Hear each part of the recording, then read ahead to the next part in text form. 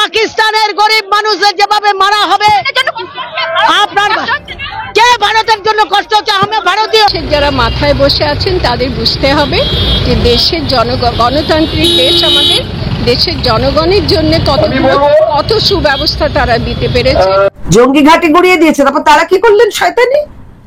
মিরাতুন্দি আপনি দেখেননি? আপনি খবরের কাগজ পড়েন না? টিভি দেখেন না? আপনাদের কানে কানে কারা এসে বললো যে গরিব পাকিস্তানিরা মরে যাচ্ছে, আপনাদের দুঃখে বুক ফেটে যাচ্ছে? কোথায় এই দুঃখ ছিল শামশেরগঞ্জের সময়? আপনি তো তাদের দুঃখে কাতর হননি।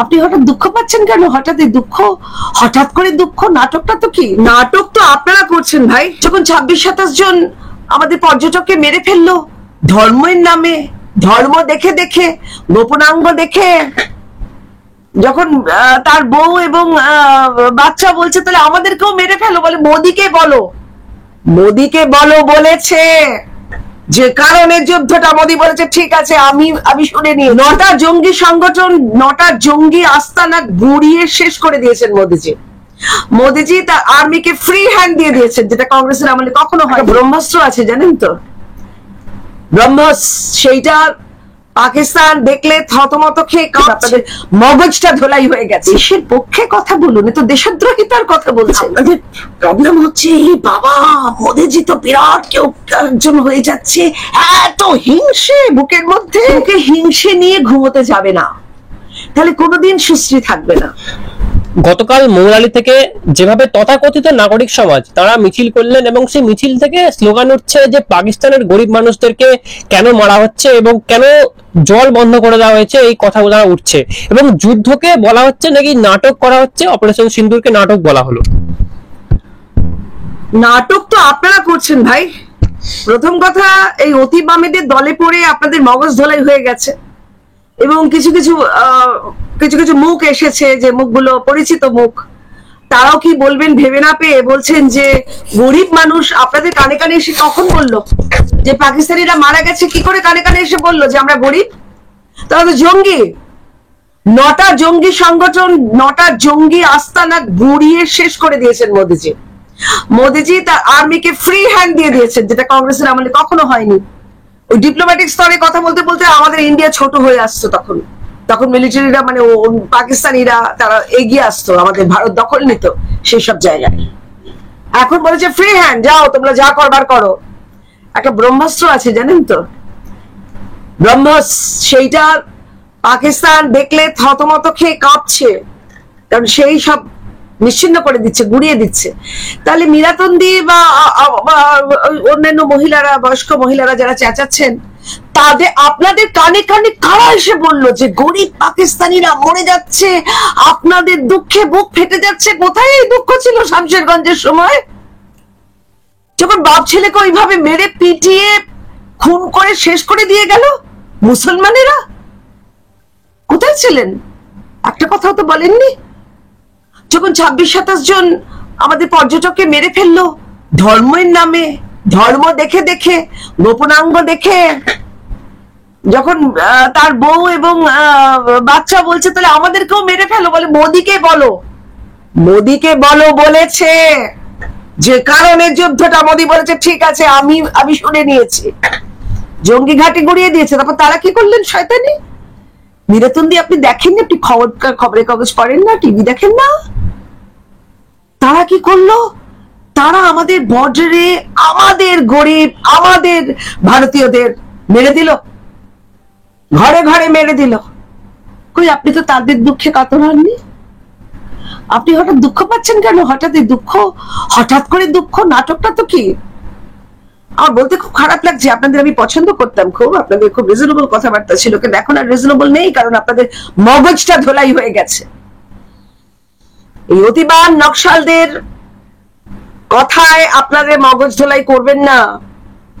আপনাদের মগজ অন্য অনেক কিছুর জন্য রেডি রাখুন। আপনাদের বয়স হয়েছে কিন্তু আপনাদের আয়ু ফুরোয়নি, আপনাদের অনেক কাজ করার আছে দেশের জন্য। দেশের পক্ষে কথা বলুন, তো দেশদ্রোহিতার কথা বলছেন। এই যে মিছিলে গেছেন, এই মিছিল কারা করছে? দেশদ্রোহীরা করছে, দেশদ্রোহীরা করছে। দেশের জন্য লড়াই হচ্ছে, দেশের মা বোনেদের ইজ্জতের জন্য, তাদের সিঁদুরের জন্য, এবং শেষ বেলায়ও সেই পুরুষরা, আমাদের হিন্দু পুরুষরা, তারা কিন্তু শেষ বেলাও নিজের ডিগনিটি রক্ষা করতে পারেনি। সেসব ছবি ব্লাড করে দেখানো হচ্ছে আমাদের কাছে। প্যান্ট খুলে দেখবে সে হিন্দু না অন্য কিছু, সে মুসলমান না অন্য কিছু, আর কলমা পড়তে হবে। আমাদের মন্ত্রগুলো একবার, আপনাদের কলমা তো খুব ইজি, জানলেই বলা যায়। আমাদের মন্ত্রগুলো একটু বলুন তো, যে কোনো একটা মন্ত্র বলুন, পারবেন যে কোনো একটা মন্ত্র বলতে? আপনাদের মুসলমানরা, আপনাদের নাকি একটা আল্লাহ, একজনই, বাকিরা কেউ নেই। আসলে কিন্তু আমাদের বেদান্তে অদ্বৈতবাদে আছে একটাই ঈশ্বর, একজনই, তিনি থেকে বহু হয়েছেন। তো আপনারা বিবেকানন্দ পড়বেন না, শ্রীরামকৃষ্ণ পড়বেন না? আপনাদের বামেদের হাতে তো শ্রীরামকৃষ্ণ পর্যন্ত ঠাট্টার বস্তু, রবীন্দ্রনাথ পর্যন্ত ঠাট্টার বস্তু, সবাই ঠাট্টা। নজরুল যখন শ্যামা সঙ্গীত দেখেছেন তখনও ঠাট্টা, তখনও প্রচন্ড তাকে সমালোচনা খিস্তি খেউরের সামনে পড়তে হয়েছে। তো কি আপনারা, আমি বুঝতে পারছি না, আপনারা হঠাৎ যখন দেশের একটা লড়াই লেগেছে যুদ্ধের জন্য, মানে এই পরিষ্কার কথা, জঙ্গি ঘাঁটি সেগুলো ধ্বংস করতে হবে। ইসলামাবাদ, পাকিস্তান কিন্তু জঙ্গি তৈরি করে, জঙ্গির আস্তানা, সেটা সারা পৃথিবী জানে। মোদিজি বলেছে সেই জঙ্গি ওগুলো আমি নিশ্চিহ্ন করবো, and he had succeeded. এখন আপনাদের প্রবলেম হচ্ছে, এই বাবা মোদিজি তো বিরাট কেউ একজন হয়ে যাচ্ছে, এত হিংসে বুকের মধ্যে। আমাদের একজন ডায়েটিশিয়ান ছিলেন, তিনি বিউটি থেরাপিও করতেন, তিনি বলেছিলেন একটি কথা, বলে বুকে হিংসে নিয়ে ঘুমোতে যাবে না, তাহলে কোনোদিন সুশ্রী থাকবে না। বুকে হিংসে নিয়ে আপনারা রাজনীতি করতে আসবেন না, আপনাদের চেতনাটা সুন্দর থাকবে না।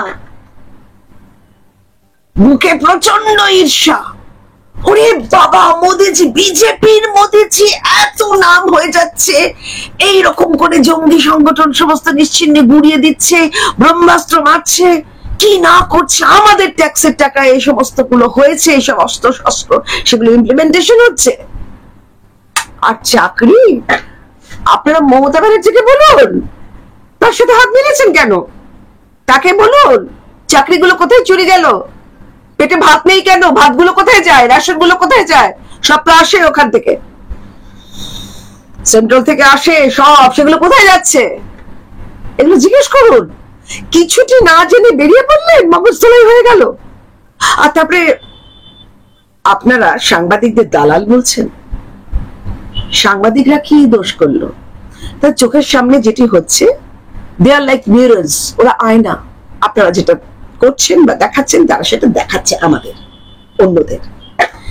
সাংবাদিকদের দালাল টালাল বলবেন না, একদম বলবেন না।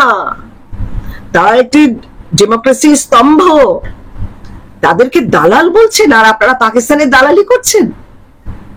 ছে, কলঙ্কিত দেশদ্রোহী আপনারা। সুতরাং খুব সাবধান, খুব সাবধান, এসব মিছিল টিছিল আর করবেন না। আর তারপর মিরাতিন্দিরা আপনারা হঠাৎ পালিয়ে গেলেন, যে পালিয়ে গেলেন, যুদ্ধক্ষেত্র থেকে পালিয়ে যায় কারা? হ্যাঁ, বোকারা কিংবা ভিতুরা। এখন যদি আপনাদের দুটো নামই আখ্যায়িত করা হয়, তখন কোথায় যাবেন? এই সমস্ত তথাকথিত বুদ্ধিজীবী যারা আছেন, তারা কখনোই ভোটের সময়, যখন যে ভোটের সন্ত্রাস হয়, বারবার রেজাল্টের পর যেরকম বিজেপির অনেক কর্মীদের ওপর আঘাত করা হয়, তখন এনারা কোনো মিছিল করেন না। কিন্তু যখন 26 জন মারা গেল, তখন এরা কোনো মিছিল করলেন না। কিন্তু এখন ওনারা মিছিল করছেন, এবং সাংবাদিকরা যদি সেটা দেখায়, মানুষের সামনে তুলে ধরে, তখন সাংবাদিকরা হয়ে যায় বিজেপির দালাল। এটা আপনার প্রশ্নের মধ্যেই ভাই উত্তর লুকিয়ে আছে। এই যে আমি যে মার খেয়েছিলাম আগের বার বিধানসভা ইলেকশনে, কই মিরাতিন্দি কিছু তো বলেননি। আমি তো একজন মহিলা, আমাকে কটা মুসলমান, কটা হিন্দু, কত গুন্ডা, শুধু মুসলমান নয়, এই কিছু ভুল বোঝা হিন্দুরাও আমাকে মেরেছে। আমার দুজন সিকিউরিটি ছিল, কিছু করতে পারেনি। আমি বললাম গুলিটা অন্তত আকাশে একটুখানি গুলিটা করুন, বলে না আমাদের নিয়ম নেই, কারণ তারা স্টেটের সিকিউরিটি, আমাকে দেওয়া হয়েছিল স্টেটের সিকিউরিটি। এই যদি সেন্ট্রাল সিকিউরিটি হতো তারা আমাকে ঠিকঠাক বাঁচিয়ে নিতে যেত। কই একটাও কথা তো বলেন নিজের মহিলাকে এরকম মারছে।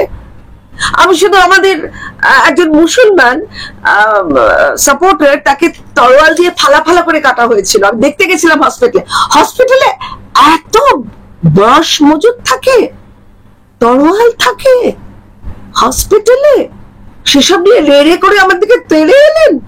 কাউন্সিলরকে শুধু বলেছি যে আপনি থাকতে এটা কি করে হলো দাদা। আমি এমনিতে খুব ভদ্র, আমি পারি না আমার বড় হয়ে ওঠা এবং আমার যাপনটা আমি এর মধ্যে নেই। আমি অত্যন্ত সুন্দর করে বলেছি তাকে, রেড়ে করে তার লোকেরা তেড়ে এলো এবং সে মার এবং মুখের ভাষা আমি সোশ্যাল মিডিয়ায় বলতে পারবো না। আমি একজন অ্যাকমপ্লিশড মহিলা, আমাকে কি না ভাবে আমাকে মারলো, সে চিন্তা করা যায় না। আমার সাথে যারা মিডিয়া ছিল তাদেরকে এইরকম করে বাঁশ দিয়ে একদিকে খানিকটা আপনারা দেখতে পেয়েছেন, বুঝলেন? কই তখন তো মীরাতুন্দি আপনারা তো কিছু বললেন না। বা এই তারপরে ভোট পরবর্তী 2রা মে যে কি কাণ্ড হলো, ঘরে ঘরে আগুন জ্বললো, ঘরে ঘরে রেপ হলো, ঘরে ঘরে মেয়েদের তুলে নিয়ে চলে গেল, আর এরকম যারা ওই প্লাস্টিকে থাকতো সেখান থেকে খুঁড়ে মেয়েদের তুলে নিয়ে কই তখন আপনাদের কানে আসেনি? এবার বলবেন না আমরা কানে শুনিনি। আপনাদের কানে যেটুকুন শুনবার আপনারা ওইটুকুনি ঢোকান। এটা করবেন না। আপনারা এইভাবে রাস্তায় নামবেন না। সে তো কালি ছুড়লো, ন্যাচারালি কেউ দালালি করছে না। What is true, that is true, and what is untrue, that is absolutely untrue ever. untrue এর সঙ্গে থাকবেন না। আপনারা তো সেন্সিবল কথা বলেন জানতাম, হঠাৎ এই মিছিলে ঢোকাটা, এই মিছিলে যাওয়াটা আমি আগেও বারণ করেছিলাম, এই মিছিলে যাওয়াটা আপনাদের ঠিক হয়নি। যখন কথা বলবেন না সব সময় কথা বলবেন, সব সময় মিছিল বার করবেন, কিংবা এরকম নিজে নিজেই বলবেন, বলে লোককে বলবেন যে সত্যি তো ওই রকম শামশেরগঞ্জে এরকম বাপ ছেলেকে মারাটা ঠিক হয়নি, এইভাবে বাড়িতে আগুন দেওয়া উচিত হয়নি, বলবেন। এইটুকুন বললেন, ওইটুকু বললেন না, তাহলে কি পাকিস্তানের দালালি করছেন আপনারা? একেবারে শেষ প্রশ্নে আসবো, যেরকমটা অপারেশন সিন্দুরের পর গোটা বিভিন্ন জায়গা থেকে এরকম পাকিস্তানের পন্থী স্লোগান উঠছে, এটা কি অপারেশন সিন্দুরের পর পাকিস্তানের দালাল এরা কি কার্যত পরিষ্কার হয়ে গেল, একেবারে সামনে চলে এলো বলা যেতে পারে? তাহলে পাকিস্তানিরা কি এখানেই বসে? আগে তো ঘর সাফ করতে হবে, তারপরে আমরা জঙ্গি। সে মোদিজি বুঝে নিয়েছেন, মোদিজি তার লোকজনদের বলেছেন ব্রহ্মস এবং অনেক কিছু বলেছেন। নিউক্লিয়ার ব্ল্যাকমেলিং চলবে না, দরকার হলে ওদের নিউক্লিয়ার ঘাঁটি মোদিজি শেষ করে দেবেন, চুরমার করে দেবেন। ওদের যে নিউক্লিয়ার ঘাঁটি আছে না, আমাদের মোদিজি আমাদের নিউক্লিয়ার পাওয়ার না দেখিয়েও চুরমার করে দিতে পারেন। We are that powerful. মিলিটারিতে আমরা সারা বিশ্বে 4 নম্বরে, ইকোনমিক্যালি আমরা সারা বিশ্বের 4 নম্বরে, নাকি 5 নম্বরে ইকোনমিক্যালি। এইগুলো না সহ্য হচ্ছে না আপনাদের অত্যন্ত ঈর্ষা নিয়ে আমার ডায়েটিশিয়ান বলে দিয়েছিল, যিনি আবার বিউটিশিয়ানও বটে, ঈর্ষা নিয়ে একদম ঘুমোতে যাবে না, সুন্দর থাকা যায় না। সুন্দর চেতনায় সুন্দর হতে হবে আপনাদের। এত হিংসা মোদিজির উপর করতে দিন না, প্রধানমন্ত্রী তো সে। এবং আমি এই বকে যাওয়া বামপন্থীদের বা অতি বামপন্থীদের বলছি, ভাই তোমরা চেতনায় ফিরে এসো, তোমরা মোদিজির সঙ্গে থাকো, তোমরা নো ভোট টু সিপিএম করো, নো ভোট টু তৃণমূল করো, আর অলওয়েজ ভোট ফর মোদিজি করো। তোমাদের অনেক কিছু চেপে রেখেছে এই বামেরা, তাদের হাত রক্তে লাল, তারা কোটি কোটি মানুষকে, তাদের যে বিদেশি নেতাদের সাপোর্ট করে তোমাদের কথা শোনায়, লেনিন, স্টালিন, তারা যে কত কোটি কোটি মানুষের রক্তে তাদের হাত একেবারে রক্তাক্ত। কি না ওই লোকগুলো আমাদের ফেভারে আসবে, যেমন মমতা ব্যানার্জি করছে। কোথা থেকে, পাকিস্তান থেকে, বাংলাদেশ থেকে, সবাইকে, আমাদের এখানে একটা কুটির শিল্প আছে, ক্ষুদ্র কুটির শিল্প, এই হয়ে গেল। কি হয়ে গেল? জালি পাসপোর্ট, জালি আধার কার্ড, জালি ভোটার কার্ড, সব হয়ে গেল। কারণ ভোটটা তিনি পাবেন, শেষ মুহূর্তের ভোটগুলো। তো তোমরা তোমরা ফিরে এসো, তোমরা পথে এসো, তোমরা চেতনায় থাকো, তোমরা নতুন চেতনায় উদ্বুদ্ধ, নিউ মডার্ন থিওরিতে বিশ্বাস করো। তা নইলে মোদীজির হাত শক্ত না করলে আমাদের বঙ্গ একেবারে নিশ্চিহ্ন হয়ে যাবে। তোমরা এভাবে করো না। তোমরা এই যে বয়স্ক বয়স্ক লোককে জুটিয়েছো না, ভুল ভুল। তারা ভালো করে কথাও বলতে পারছেন না, তারা কাঁপছেন যে কি করলাম। এক একটা জায়গায় হয় না, বন্ধু বান্ধবরা এক একটা জায়গায় গিয়ে ইস কেন এখানে এলাম, হয় না এক এক সময়।